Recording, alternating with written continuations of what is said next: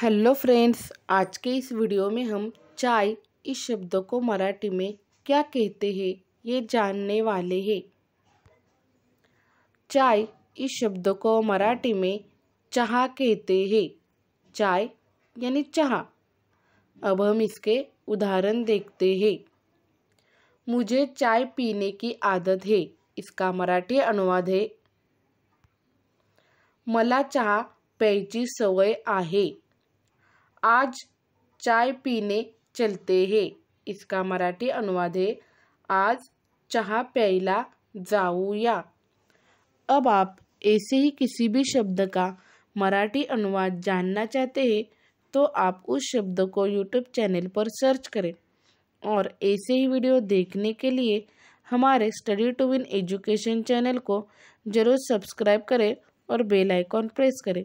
धन्यवाद।